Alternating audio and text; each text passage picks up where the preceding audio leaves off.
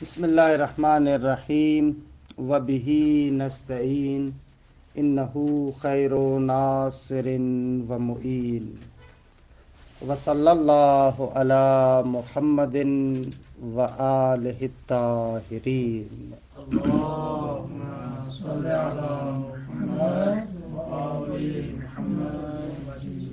المسألۃ الثالثۃ عشرہ فی انہ تعالی لیس بحال فی غیرہ۔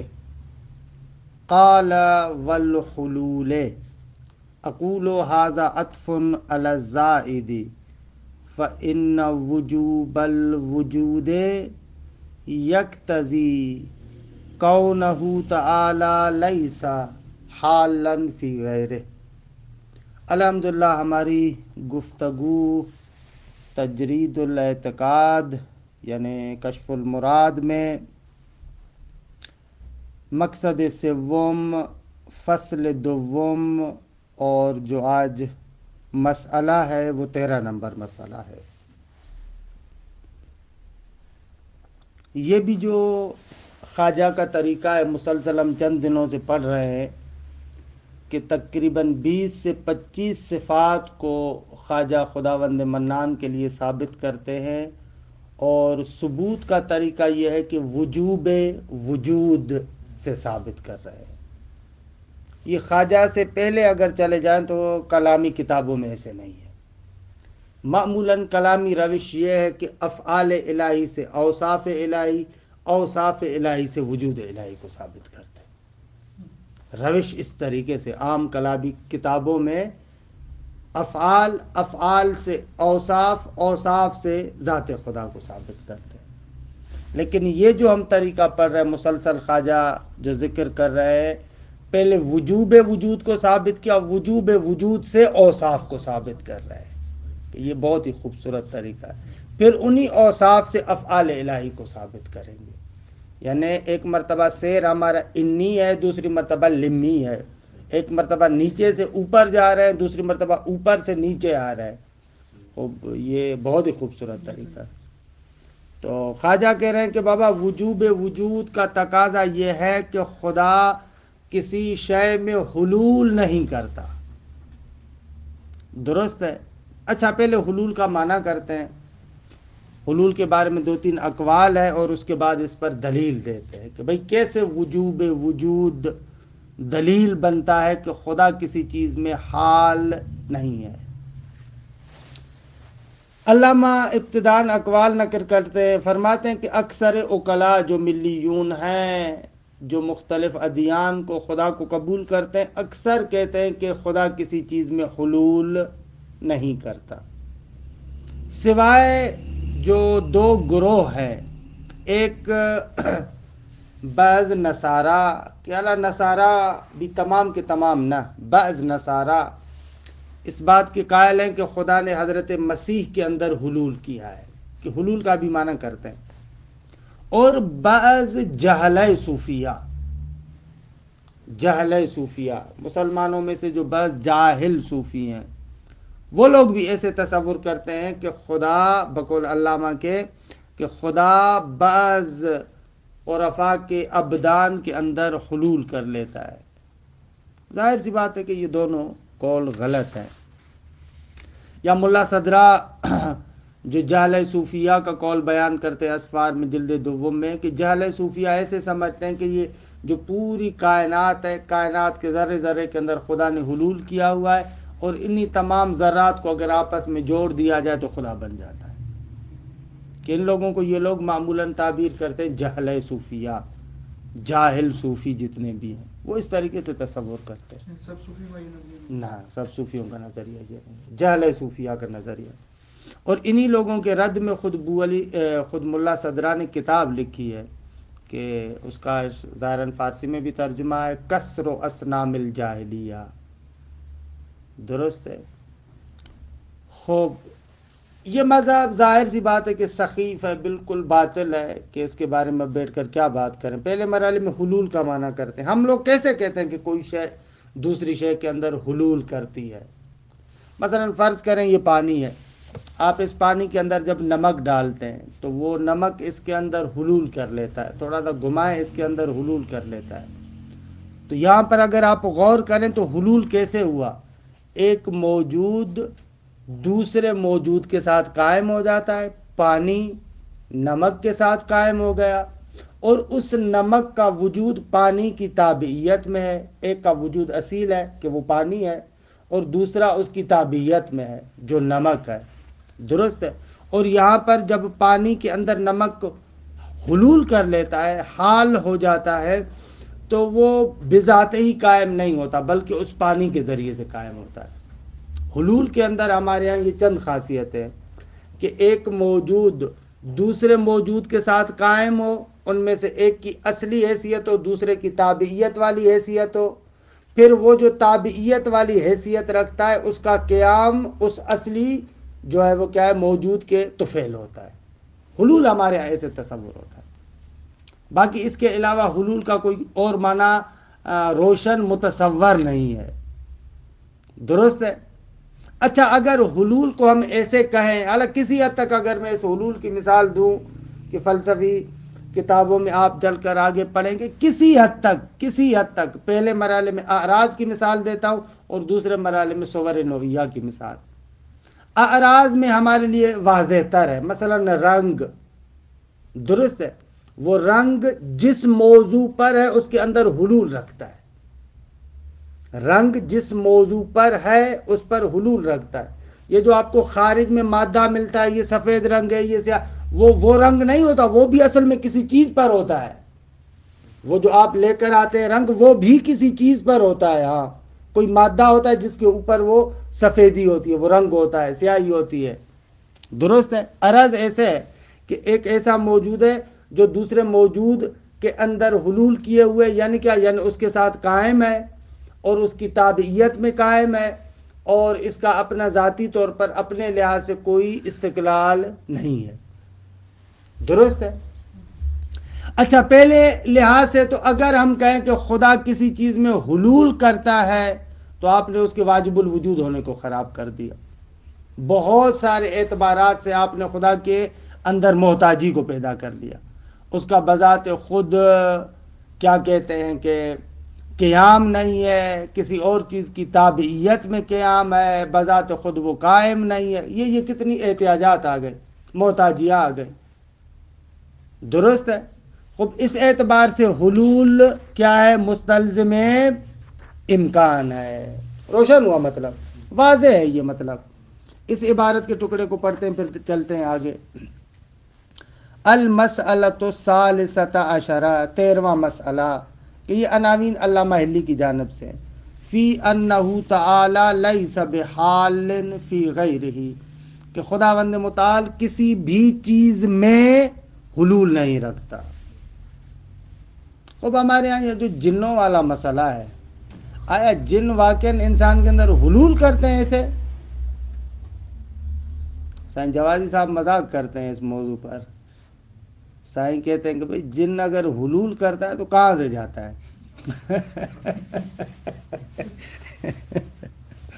فی انہ تعالی لیس بحال فی غیرہ، خود انسان کی کیفیت بھی تبدیل ہو جاتی ہے. خوب اس کی حقیقت کیا ہے اعلیٰ، اس کے بارے میں ابھی ہم گفتگو نہیں کرتے. اس کی حقیقت واقعاً کوئی اور چیز اس پر تسلط کرتی ہے، یا کچھ حالات کی وجہ سے خود انسان کی اپنی ایسی کیفیت بن جاتی ہے.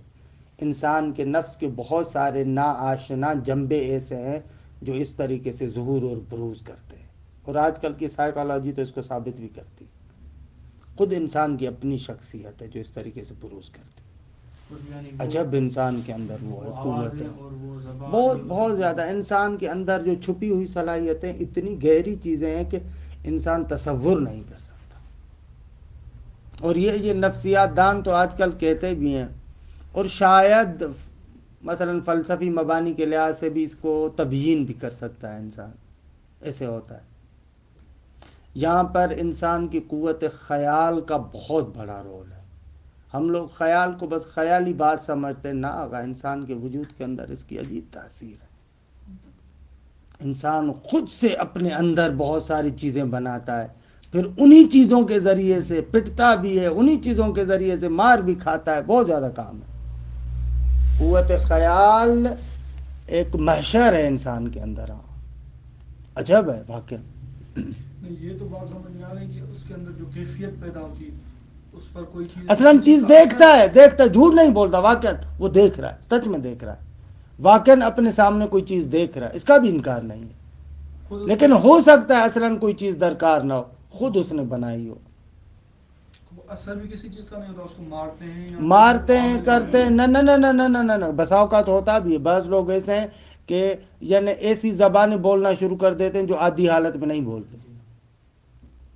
اصلاً بعض اوقات وہ کہہ رہا ہے کہ میں دیکھ رہا ہوں آغا اس طریقے سے، یہ بھی جھوٹ نہیں بول رہا، واقعاً دیکھ رہا بھی ہوگا، لیکن در عین حال کہ کوئی چیز نہیں ہے، خود اس کی اپنی قوت خیال کی کارستانی ہے. اگر اس کو فرض کریں کہ جیسے یہ جنات نکالنے والے ہیں، وہ کہتے ہیں کہ یہ دیکھو ابھی نکال رہا ہوں، اور لوگ دیکھتے ہیں کہ ہاں یہ مثلا نکل کے جا رہا ہے، کوئی چیز جا رہی ہے. لوگ ایسے نہیں دیکھتے، لوگ دیکھتے ہیں، بعض اوقات دیکھتے ہیں، یہ کیونکہ تھوڑی سی بات ہے اس لیے، تو وہ پھر کیا ہوتا ہے؟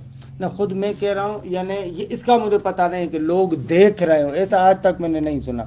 ایک تو ہمارے معاشرے سے بات کی نہ آپ نے کچھ بات سنی ہے، یہ ہو سکتا ہے. اما یہ کہ یعنی واقعاً آپ دیکھ رہے ہو کہ ایک چیز ہے جو اس کے بدن سے نکل کے جا رہی ہے، ایسے نہیں دیکھو. اس نے بات کی ہے، نہ اس پر مجھے نہ اس پر قبول یہ نہیں ہے.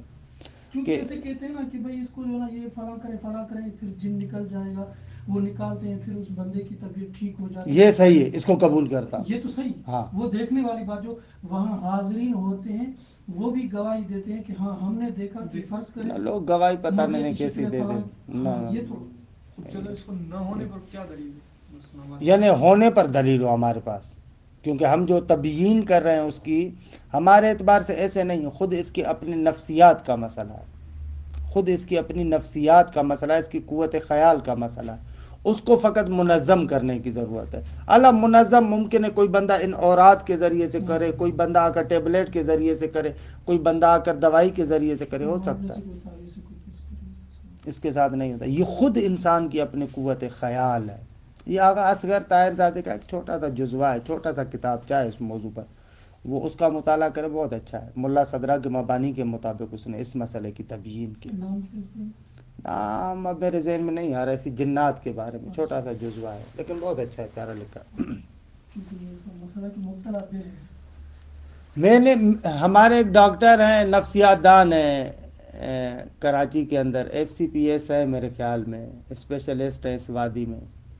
میں مدرسے میں تھا ابھی کراچی میں ہی، تو ایک دوست ہیں ان کے گھر میں یہ مسئلہ ہوا، اس کے ماموں کے ساتھ مسئلہ ہوا، بہت ہی شدت کے ساتھ.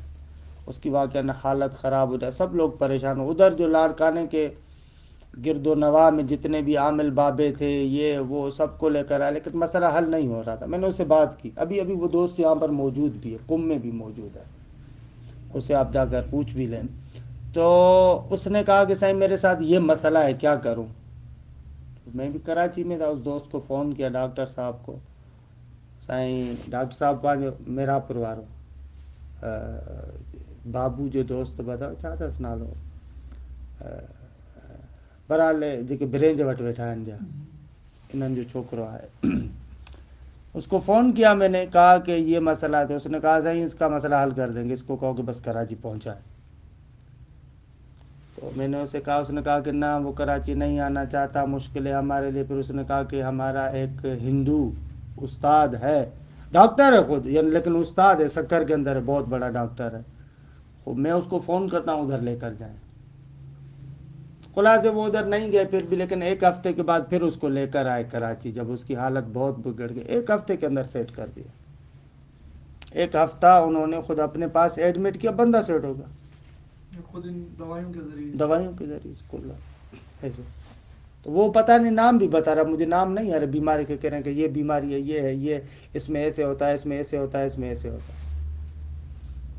تو یہ ہے ایسے. ہم اس وادی سے اتنا آشنا نہیں ہے، تو ہر چیز کو وہی سمجھ ابھی ایک مسئلہ آج میرے پاس ہے، یہاں تھوڑے بہت ہوتے تو اس طرح. ایک طالب علم یہاں پہ افغانستان کا، اس کا بیٹا 15 سال کا، بیٹا نہیں بیٹی ہے.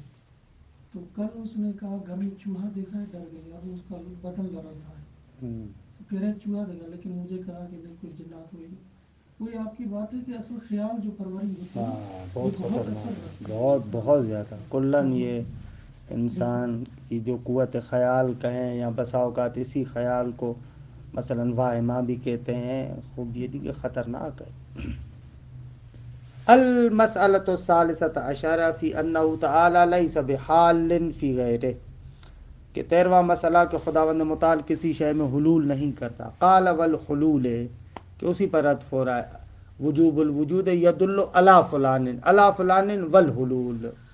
اقول هذا عطف علی زائد فان وجوب الوجود، اگر عطف کریں گے تو ترجمہ کیسے بنے گا؟ ایسے، کیونکہ وجوب وجود تقاضا کرتا ہے کہ قونہ تعالی لیس حالا فی غیرہ، کہ خداوند متعال ہو اس طریقے سے کہ حال نہ ہو اپنے غیر میں.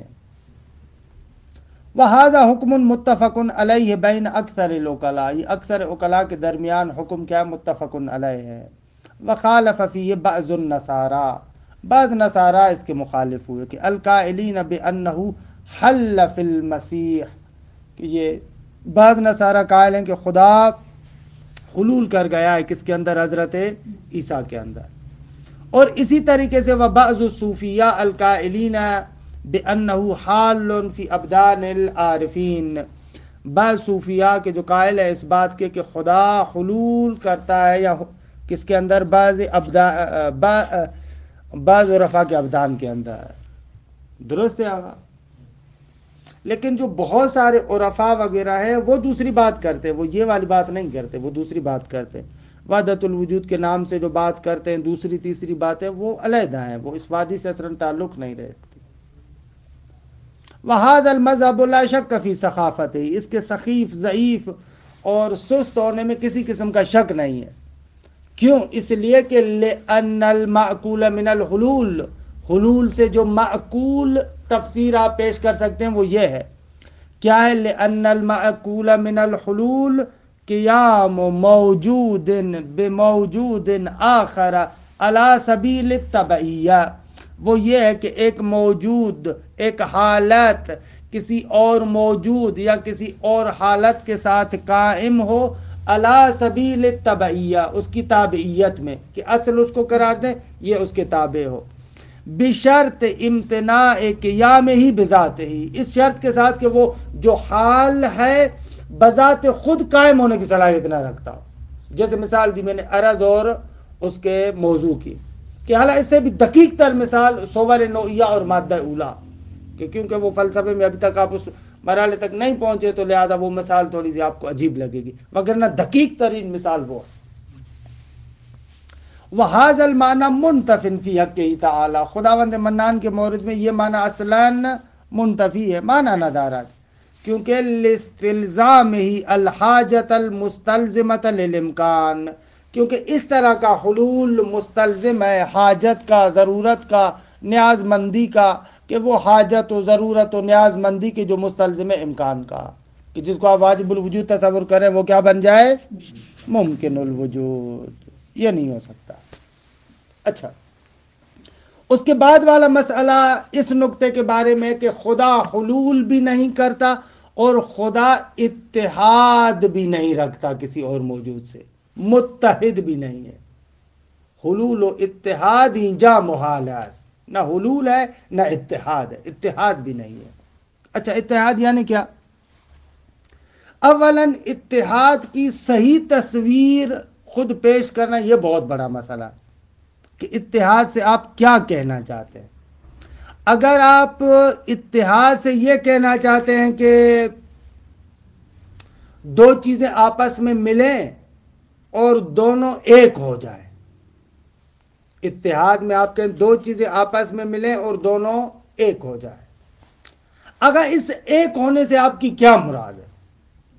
اگر آپ کہیں کہ وہ ابتدائی جو پہلی دونوں چیزیں تھیں وہ ختم ہو جائے اور ایک تیسری چیز بن جائے تو خوب دیکھیے یہ بھی ایک لحاظ سے اتحاد نہیں ہے، کیونکہ وہ جن کے بارے میں آپ کہہ رہے تھے کہ متحد شدان اونا کے دیکھے تموم شد، اور آپ کہیں کہ نہ یہ جو اتحاد ہے جب یہ دو چیزیں آپس میں اس طریقے سے ایک ہوتی ہیں تو ایک چیز ختم ہو جاتی ہے، ایک ہی رہتی ہے، تو بھی اتحاد نہیں ہوا۔ یا آپ کہیں کہ نہ، جب اتحاد ہوتا ہے دونوں چیزیں باقی رہتی ہیں، تو بھی اتحاد نہیں ہوا۔ تو اتحاد کی کوئی معقول تصویر ہی نہیں ہے۔ اولاً تو اتحاد کی معقول کوئی تصویر ہی نہیں ہے۔ اسی کو فلسفہ صدرائی میں تو خوب بیان کرتے ہیں۔ فلسفہ صدرائی میں اتحاد ہے، لیکن وہاں پر ذکر کرتے ہیں اتحاد ہمیشہ وجود متحصل و لا متحصل میں ہوتا ہے۔ ایک وجود متحصل اور دوسرا لا متحصل، کہ بہرحال اس کی اپنی کہانی ہے۔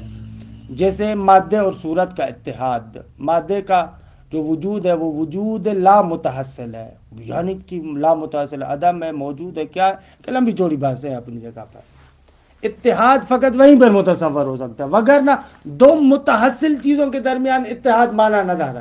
اس کی یہی پوزیشن ہے جو میں نے 3-4 احتمالات دیے، کہ دونوں کے ملنے سے دونوں ختم ہو جاتے ہیں، تیسری چیز وجود میں آتی ہے تو اتحاد نہیں ہوا۔ دونوں کے ملنے سے ایک ختم ہو جاتا ہے، ایک شے رہتی ہے تو اتحاد نہیں ہوا۔ دونوں باقی ہیں، آپ کا اتحاد ہو گیا تو اتحاد نہیں ہوا۔ اصلاً دو متحصل اور جداگانہ موجود چیزوں کا آپس میں اتحاد اصلاً مانا ندارت۔ زمیمہ ہو سکتا ہے، جیسے مثلاً آپ مختلف اینٹوں کو ایک دوسرے کا زمیمہ بنا کر آپ گھر بنا دیتے ہیں، لیکن حقیقت میں یہ اتحاد نہیں ہے۔ ہر ایک کا اپنی جگہ پر جداگانہ وجود ہے، بس ان کو اپنی سائڈوں میں رکھا ہوا ہے آپ نے، وگرنہ حقیقی طور پر اتحاد کا تصور نہیں ہو سکتا۔ تو متحصل چیزوں کے درمیان اتحاد، خارج میں یا عقل میں بھی وہ نہیں۔ عقل کے اندر بھی دیکھیں، اگر آپ ان کو دو متحصل قرار دیں تو وہاں پر بھی نہیں ہے۔ حتیٰ جنس و فصل کے اتحاد سے جو آپ نوع بناتے ہیں، وہاں پر بھی یہ کہتے ہیں کہ جنس ایک شیء متحصل نہیں ہے۔ ہم لوگوں کے ہاں جو منطق میں پڑھاتے ہیں، عام طور پر ایک غلط تصویر جاتی ہے، بدآموزی بھی ہوتی ہے، لیکن کیا کریں، مجبور ہے۔ ہم لوگ ایسے کہتے ہیں کہ ایک حیوان، ایک ناطق، یہ جنس، یہ فصل، یہ غلط تصور ہے۔ اصلاً جنس کو آپ ذہن کے اندر تصور نہیں کر سکتے، اس کا تحصل فصول کے ذریعے سے ہے۔ حیوان یا نوع میں ہے، حیوان یا ناطق میں ہے، یا مثلاً ناحق میں ہے، یا ساحل میں ہے، خود فی نفس ہی ایک گنگ چیز ہے، مبہم ہے، اس کا تحصل حتماً ان فصول کے ذریعے سے۔ وگرنہ اتحاد اصلاً دو متحصل چیزوں میں، کہ دو جداگانہ تحصل رکھتی ہو، ان میں اتحاد ہو جائے، نہیں ہو سکتا۔ خب جب اتحاد خود اصلاً تصوراً باطل ہے، کہ تصویر ہی نہیں ہے اتحاد کی، تو خدا کے بارے میں آپ اتحاد کیسے تصور کرتے ہیں؟ روشن ہوا؟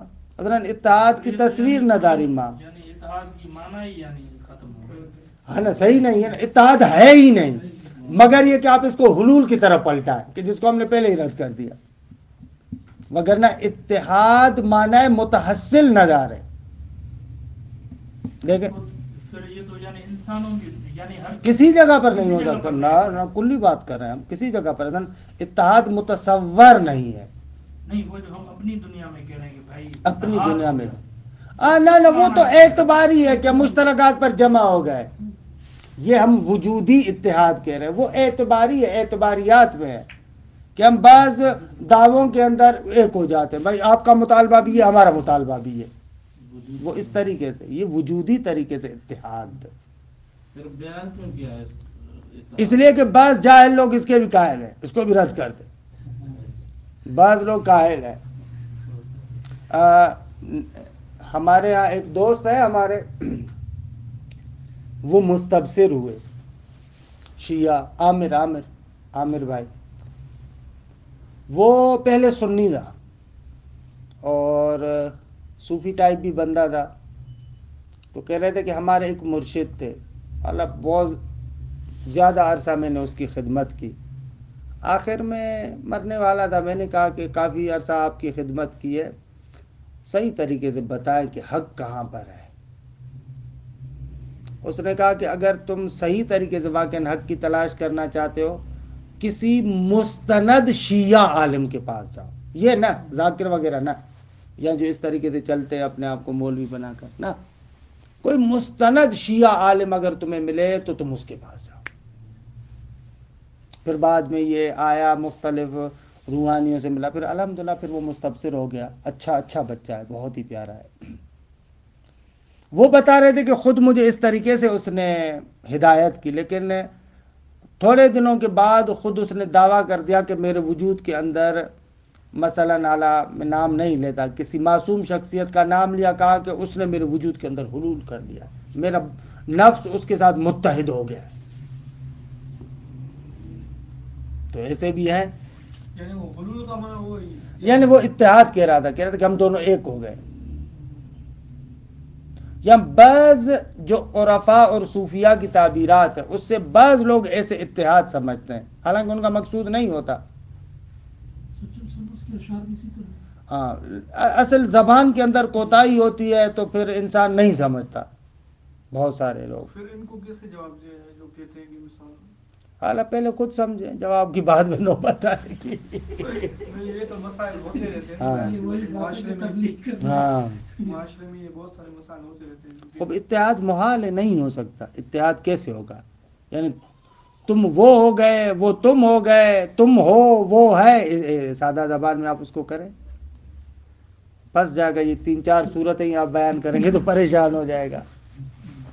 قال والاتحاد اقول، یہ کہ المسألۃ الرابعۃ عشرہ، 14واں مسئلہ، فی نفی الاتحاد عنہ تعالی، خداوند متعال سے اتحاد کی نفی کر رہا۔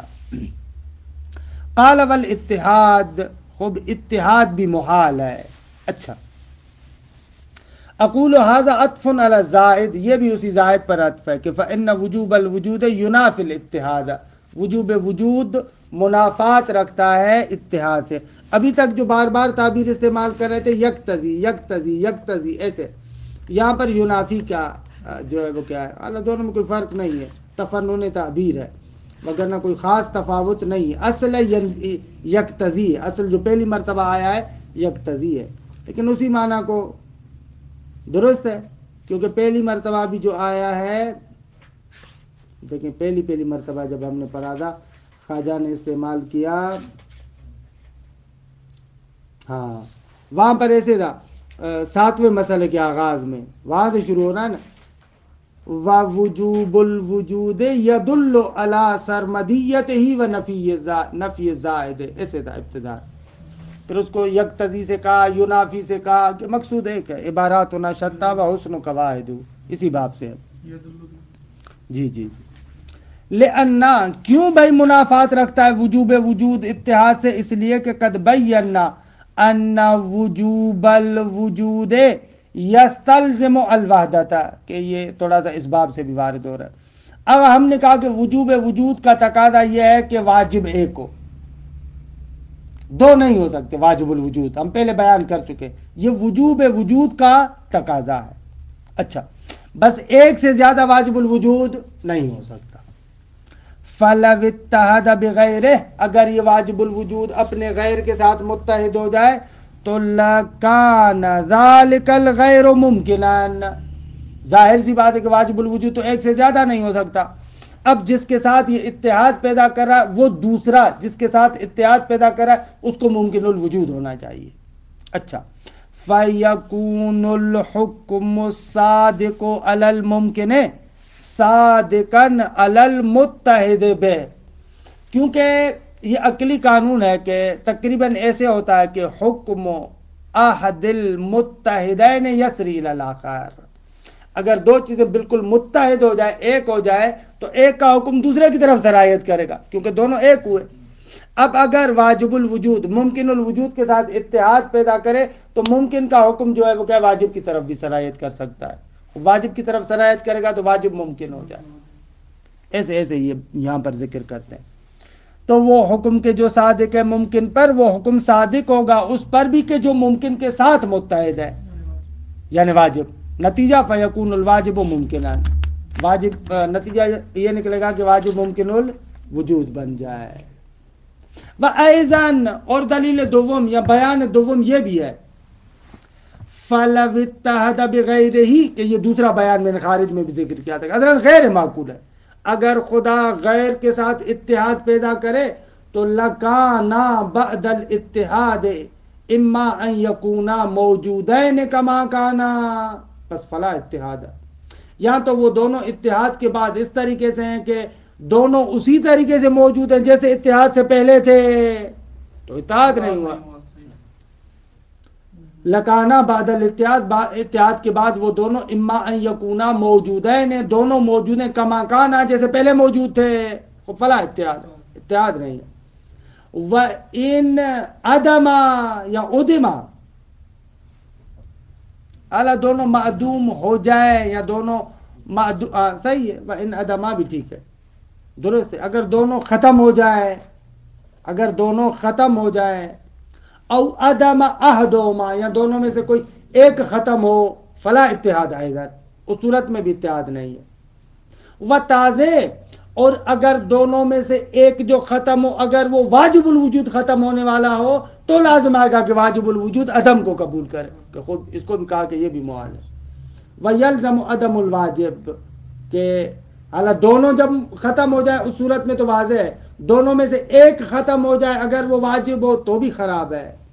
وَيَلْزَمُ عَدَمُ الْوَاجِب، لازم آئے گا واجب نہ ہو۔ فَيَكُونُ مُمْكِنًا، قہراً وہ واجب نہ ہو بلکہ ممکن ہو، جب اگر عدم کو قبول کرے تو وہ دیگر واجب نہیں رہے گا نا۔ ہذا خلفون، یہ بھی جو ہے وہ کیا ہے، خلف ہے، خلاف فرض ہے۔ اچھا، اس کے بعد والی بات اگر آپ کا ہو حوصلہ تو اس کو بھی بیان کر دیں، یا اس کو چھوڑوں آئندہ جلسے کے لیے؟ آئندہ جلسے کے لیے چھوڑیں۔ وصلی اللہ علی محمد و آل بیتہ الطیبین الطاہرین۔